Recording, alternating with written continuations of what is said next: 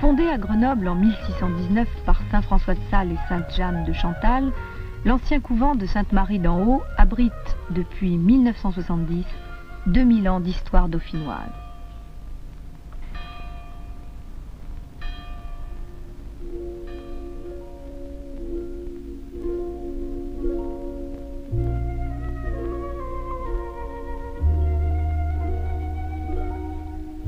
Collectionner des objets, c'est certes le rôle d'un musée.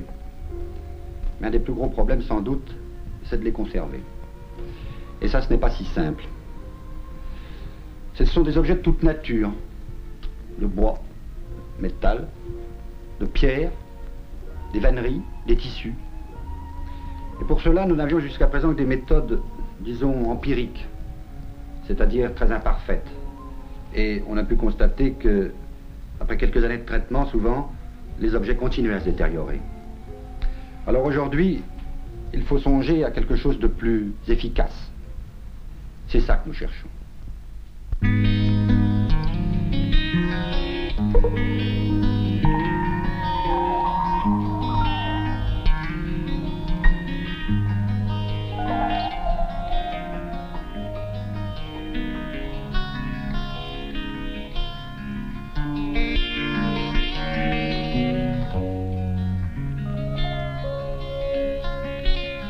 Les spécialistes du nucléaire apportent une solution originale à ce problème. Construite à partir d'éléments de cobalt 60, une source intense de rayonnement gamma permet de créer des effets chimiques ou biologiques dans les objets exposés à son action. Et si l'on doit s'en protéger par le béton d'une cellule ou par l'eau d'une piscine, ce rayonnement analogue aux rayons lumineux ne provoque aucune radioactivité.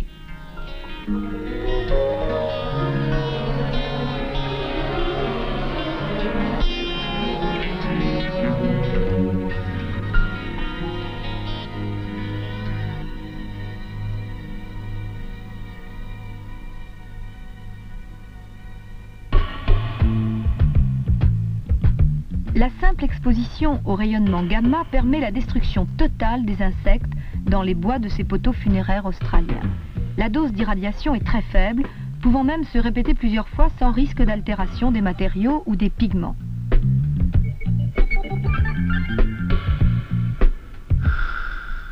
La désinsectisation a lieu dans toute la masse de l'objet et, si nécessaire, au travers même de son emballage. Voici le résultat du travail de larves d'insectes qui habitent cette vierge assise et qui ont creusé à l'intérieur du bois de multiples galeries. Ici, le bois est particulièrement fragile et il faudra non seulement détruire la vie de ces insectes, mais également durcir le bois de façon à ce que l'objet soit transportable et exposable.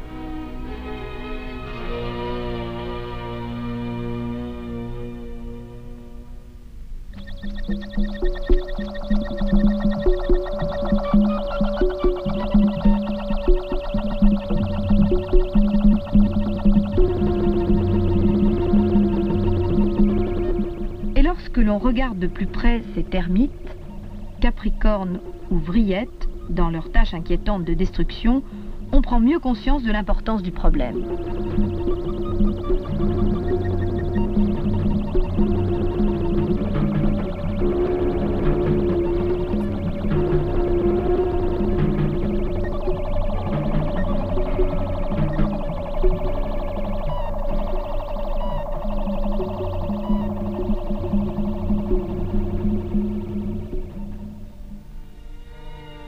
Tous les objets d'un musée ne sont pas forcément des objets particulièrement esthétiques.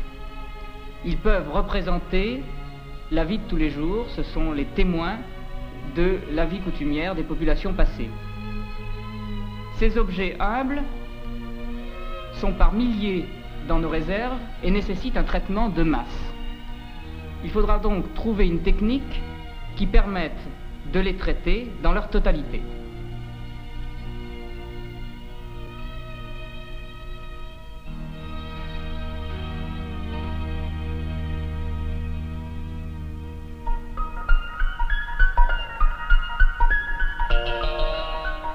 La technique mise au point est la suivante. On dispose un échantillon ou un objet d'art dans une enceinte dans laquelle un vide partiel est créé.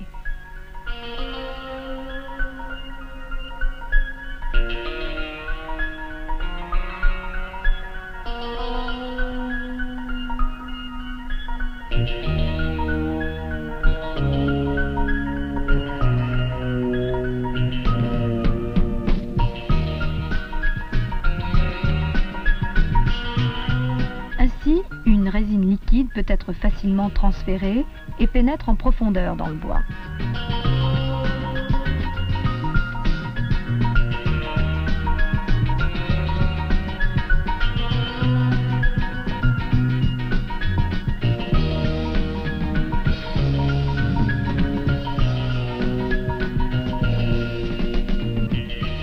Placé ensuite dans un irradiateur de laboratoire ou dans une cellule d'irradiation, le durcissement de la résine est provoqué sous la simple action du rayonnement gamma.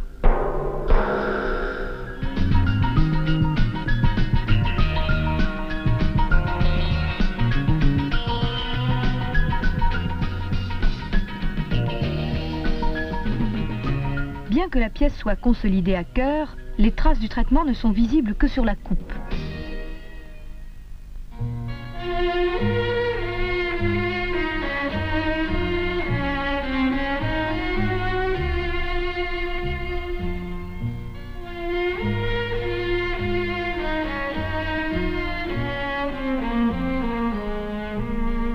Pour cette Vierge au baldaquin de Noiron-sur-Seine, le piteux état du bois et de son revêtement polychromé rendait impossible tout procédé classique de restauration, procédé long et coûteux réservé aux pièces exceptionnelles.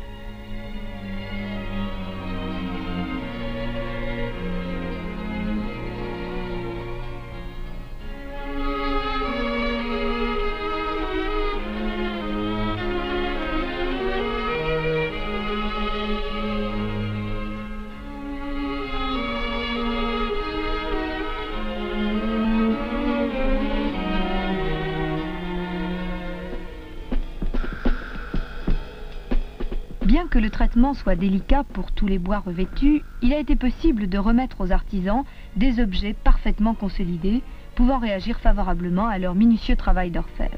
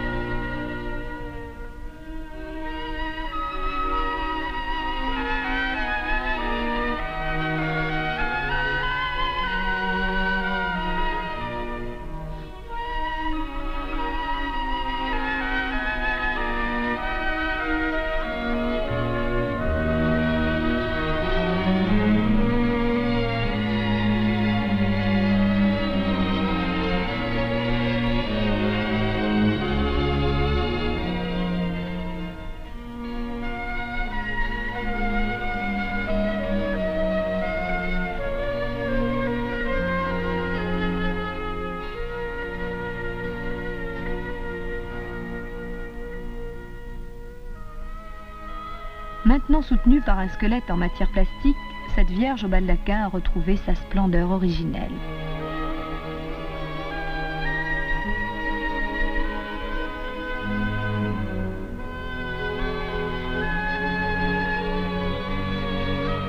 Le patrimoine artistique français est extrêmement riche. À côté des grands chefs-d'œuvre, il existe une multitude d'œuvres d'art méconnues, certainement plus menacées que les pièces célèbres. L'imprégnation et l'irradiation conviennent parfaitement au sauvetage en masse de pièces de mobilier, parfois considérées comme non restaurables parce que trop détériorées.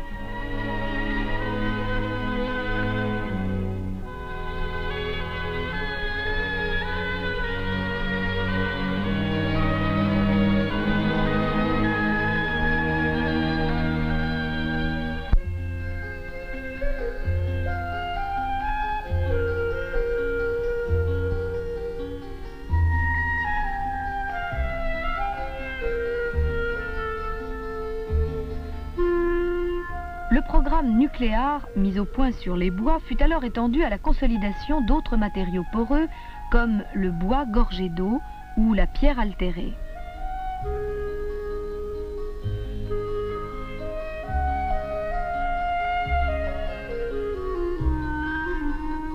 Dans la vase du lac de Charavine, comme dans toutes les zones de fouilles subaquatiques, se trouvent enfouis 1000 objets de la vie quotidienne de nos ancêtres.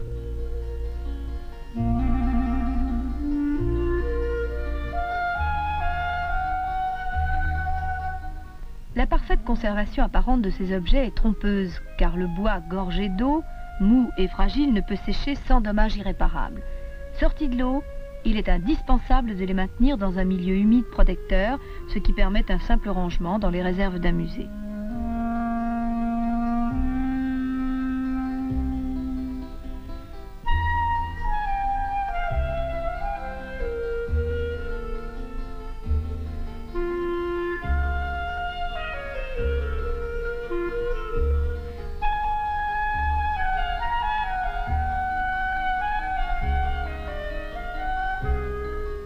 Le remplacement en milieu liquide de l'eau par une résine, puis son durcissement par une technique analogue à celle qui a permis la consolidation des bois secs, rendra enfin possible la reconstitution des objets, leur étude et leur présentation au public.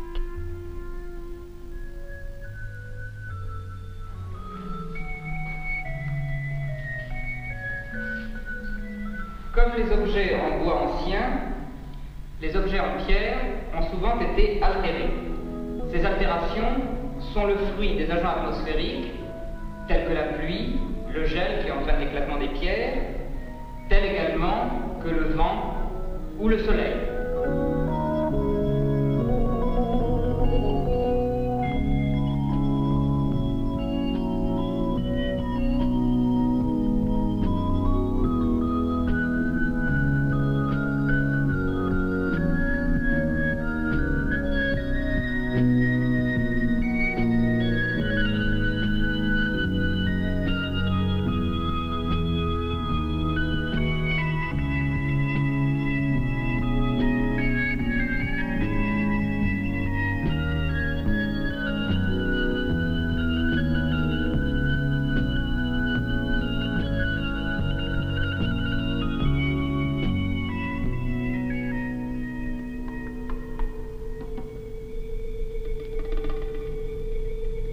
Pour mettre au point le traitement le plus efficace, les modifications de climat sont simulées en laboratoire.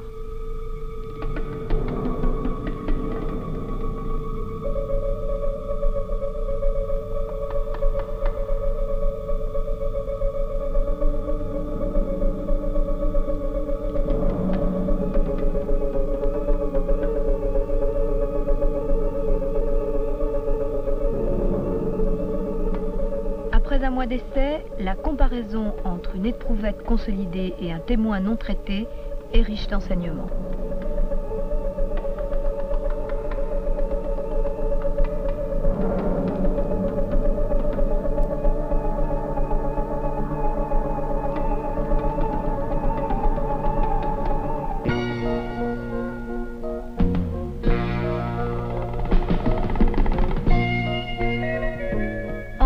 Déplacement des pierres jusqu'aux installations de traitement, on ne peut agir dans ce domaine que sur des pièces démontables de grands ensembles architecturaux comme ce balustre ou sur des objets de musée plus faciles à manipuler.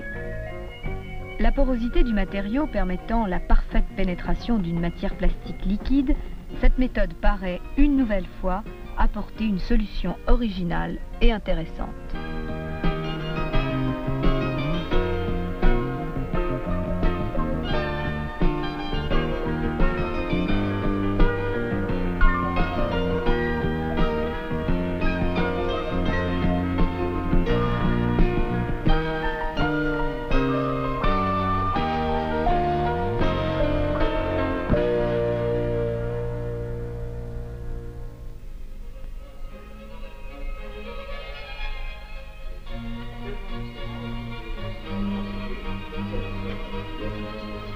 Mais maintenant, je me sens rassuré, les résultats sont vraiment concluants, vous l'avez vu.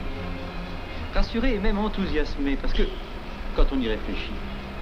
C'est vraiment la première fois que nous avons la possibilité de soigner de façon efficace, rapide, les centaines de milliers, les millions de malades que nous conservons dans nos musées, ce qui est bien l'inquiétude, la préoccupation la plus grave de notre profession.